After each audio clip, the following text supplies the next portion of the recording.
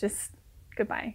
You just got little dudes wandering in your house and they sit on you and vibrate. It's great. A man is hot and he brings me donuts and that's all I need. Are you kidding me?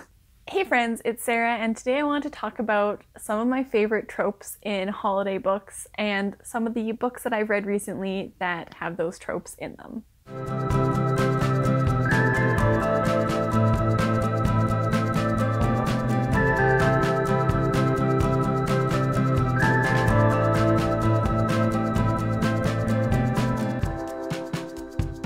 So it is just a few days before Christmas, so you can see I've got my Christmas tree all set up.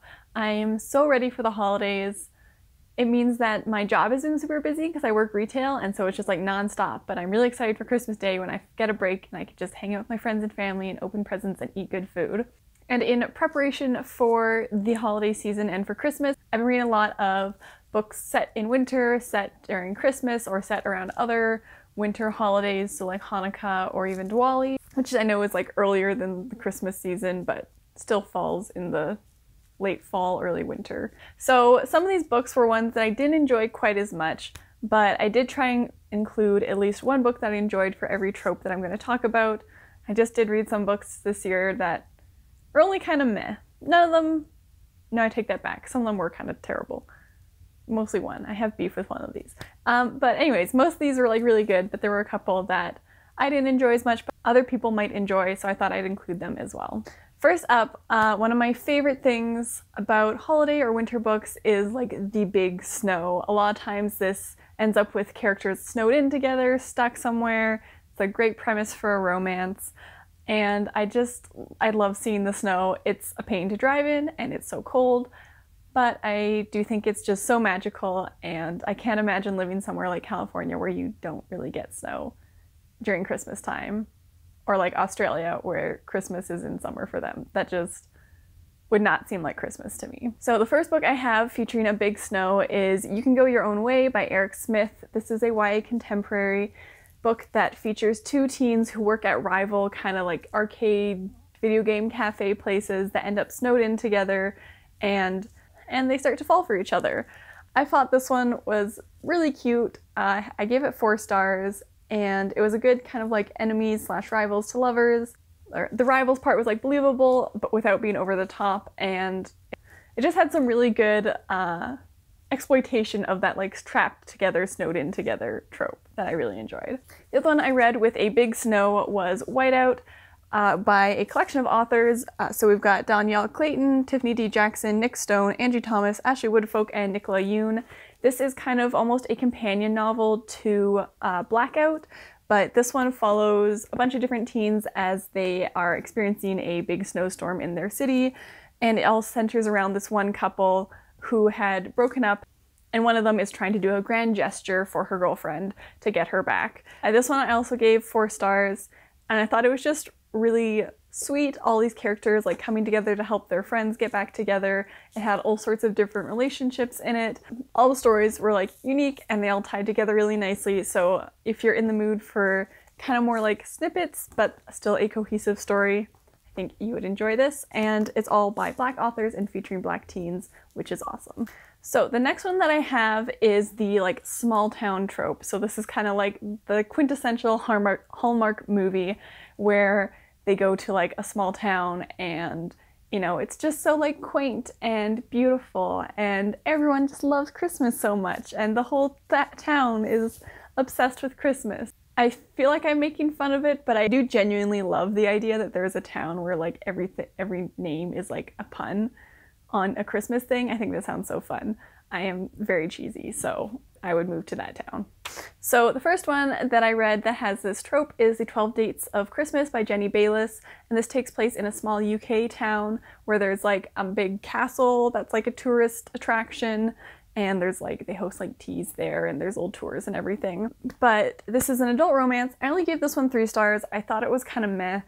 It was a friends to lovers story, but the basic premise is that our main character is signed up for this service that's called the 12 Dates of Christmas, where they pair you up on 12 different dates with 12 different people based on like an activity that you both want to do. So they have like a list of activities and you go, I want to go on a hike, and they find someone else who also said they want to go on a hike that day, and they pair you up, and then It's like a big kind of guided group activity date thing, which I thought sounded really interesting. It had a really interesting premise. I really bought into it, but I just didn't really enjoy the writing as much, and the characters were kind of meh. Like, I could see where the romance was going, and I was like, I know who she's gonna end up with, but I just didn't feel the chemistry between the characters, which is too bad because I love a friends to lovers romance, and I wanted to buy into it so bad, but I just didn't really feel the, like, I don't know, the chemistry wasn't quite there. So I did feel a little let down by this one, unfortunately. But it does have the, like, lovely small UK town with all of their, like, nosy neighbors getting in each other's business. So that part of it was quite fun. The other one that I read was So This Is Christmas by Tracy and Andreen, which is a YA romance. And this follows a girl who comes from a small town called Christmas, and she has kind of made it seem more Christmassy than it actually is in order to impress the classmates at this like prestigious boarding school that she attends. And this kind of backfires on her when one of her classmates comes to her town expecting all of these like Christmassy events and activities, and it's like a pretty run-down little town and they do not have any of this stuff. So because she had portrayed this town as Christmas heaven, and the classmate who comes to visit had promised his aunt that they would get like the American Christmas experience, he like blackmails her into giving them basically what was advertised on the town's website. He's like, you know, if you don't give us all the things you promised, like the reindeer and the snow and everything, then like I'm gonna tell everyone that you faked this whole Christmas thing. What I thought this book did well was that he does like blackmail her, but she's like, I don't really care about this blackmail, but I do feel kind of bad that his aunt is so excited for this and then she's not going to get the Christmas experience, so she decides to like help them out anyways. So I did appreciate that there wasn't the whole drama of like the blackmail thing hanging over the relationship. I wasn't sure if I bought into the like changing the town's website so I can impress my classmates premise at the beginning, but it was something that I could just kind of get over because the rest of the story is really cute and the chemistry between the two characters was also adorable.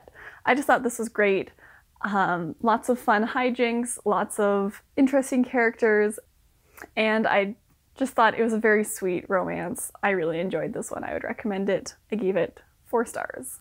Up next, I have the like family holiday. So usually the like big family gathering, you know, all the cousins and the aunts and the uncles, everyone coming together and having a big holiday celebration. So the first one I have for this is Kiss Her Once For Me by Alison Cochrun. This is an adult romance that features a sapphic relationship.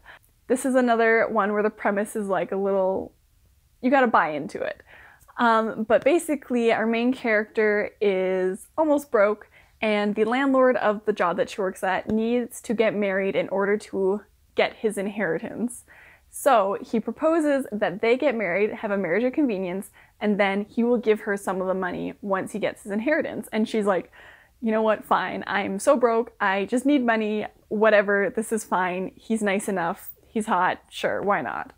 And so then he ends up taking her back to visit his family for the holidays. And when they're there, she meets his sister, who is actually the woman that she had hooked up with last Christmas and thought she was in love with, and then they kind of like never got in contact again, and she was really heartbroken over it. So it is a little bit like awkward situations. There's a lot of like, what do you want? I don't know, I thought we had something, but like you never contacted me, and just a lot of like secret keeping and stuff. But they are at this beautiful like house where his family lives because they're very wealthy, and they have like the whole family together and they're doing all these lovely Christmas activities. And so I really loved it. The whole family was nice. This book also had great like bisexual and demisexual representation, as well as talk about like anxiety disorders.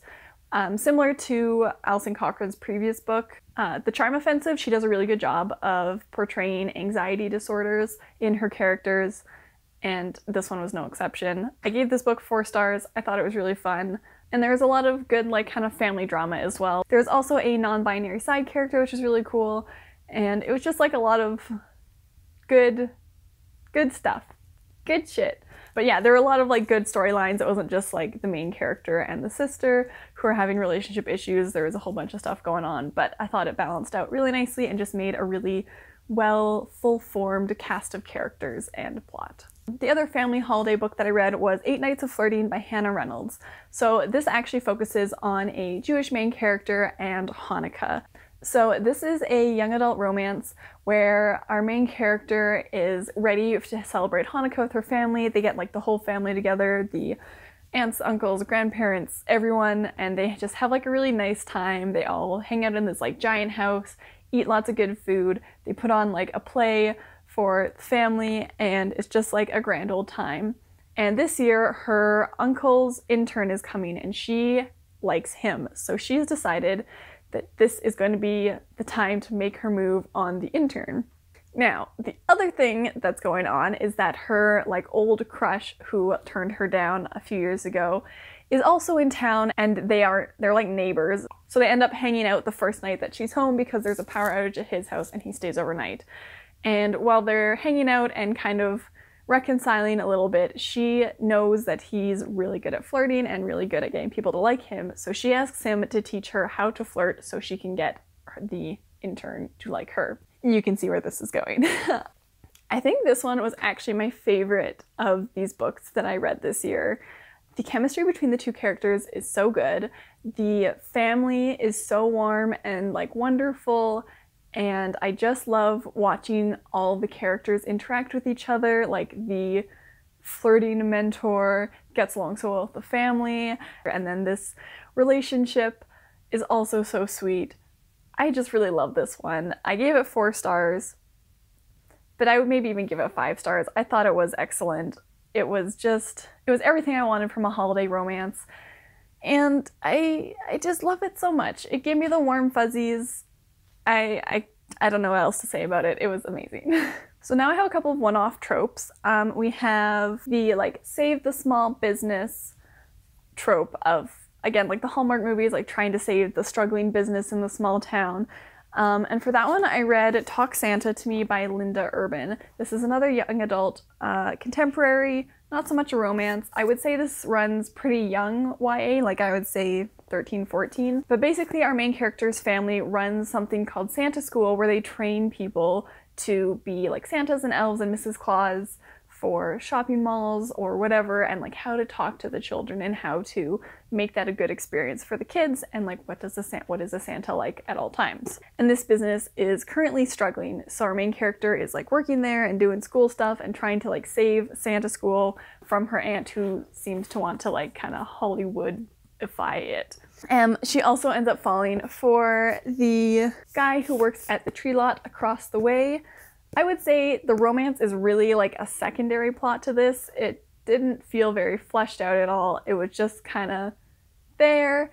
The real story here is saving Santa School and like how much effort goes into making a good Santa, and the whole family who's trying to like do their best to keep this business alive. I gave this one 3 stars. I did enjoy the Santa plot. I thought they had some very lovely things about like how a Santa is like supposed to talk to children, the things to say, never making promises because you never know like the family situation. I thought that was really interesting.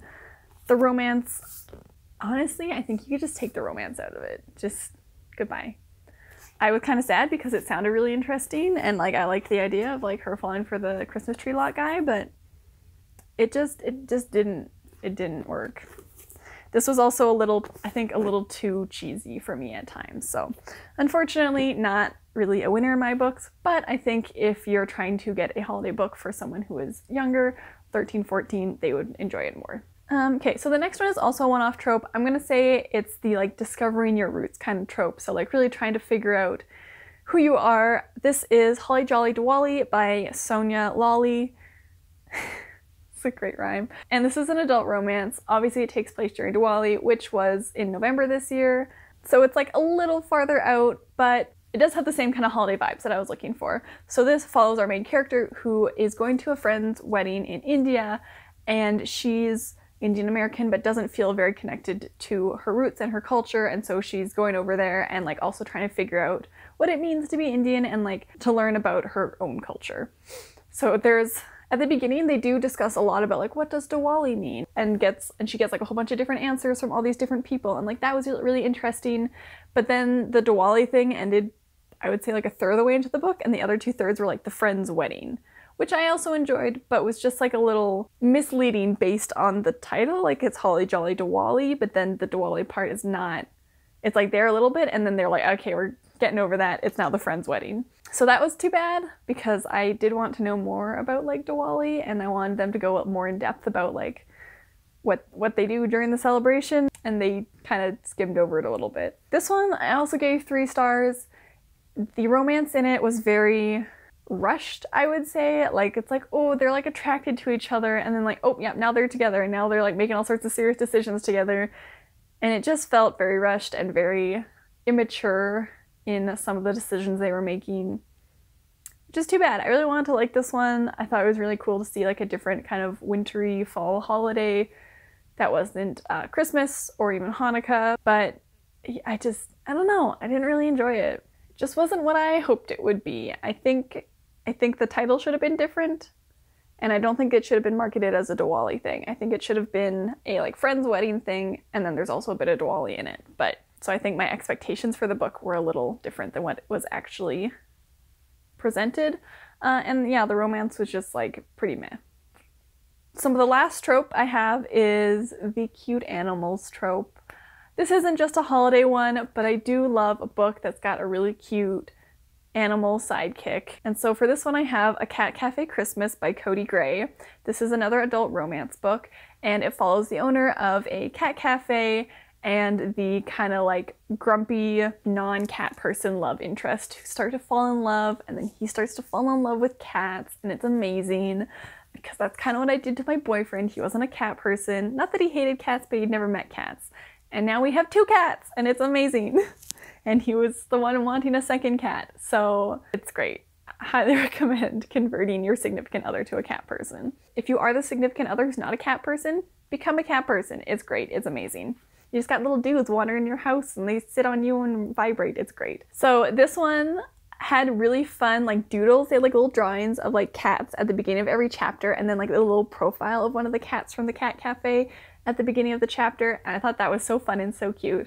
But besides the like cute aesthetic things, this was just like a really cute romance. It had some good discussions around like the traumas that the characters had from past relationships that they kind of had to get over in order to be together. And it was just like a really sweet romance, and the chemistry was great. I wasn't too sure when I first started it, because the first little like intro is kind of like not great. The banter's a little weird, but just get past that. It's like a couple pages, I think, and then after that all their interactions are great. So I don't know what that was. I think the first little bit needed more editing. It was just a little weird. I think it was trying to set up this like cat lover versus non-cat lover kind of enemies thing, but they get over that pretty quickly and become like friends and then fall in love. So that was kind of weird, but the rest of it's really cute.